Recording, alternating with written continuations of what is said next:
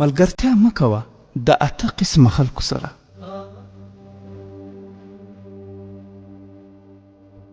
لومړی، ملګرتیا مه کوه له بېنمازې سره، ځکه یوه ورځ به تا هم داسې پرېږدي لکه څنګه یې چې نن ورځ خپل رب پرېښی دی. دوهم، ملګرتیا مه کوه له دروغجن سره، ځکه دروغجن انسان لرې شا نږدې کوي او نږدې لرې کوي. په خوله باغ و بهار درته جوړ کړي، خو په حقیقت کې یوه سره فایده هم نشي در رسولی.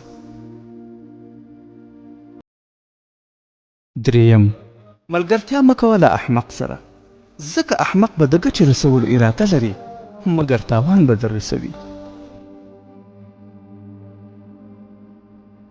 څلورم، ملګرتیا مه کوه له بزدل او ډارن انسان سره، ځکه ډارن انسان دې په سخته ورځ نیمه لاره کې پرېږدي. پنځم، ملګرتیا مه کوه له بخیل انسان سره، ځکه بخیل انسان به د اړتیا او ضرورت په وخت کې در سره هیڅ همکاري ونه کړي، خصوصا کله چې د پیسو ته ضرورت وي نو له تا خپل ځان پټوي. شپږم، ملګرتیا مه کوه د سپک انسان سره، ځکه هغه د نورو خلکو په وړاندې د عزت خیال نه ساتي، خلکو ته ستا عیبونه بیانوي او بې ابرو کوي دي.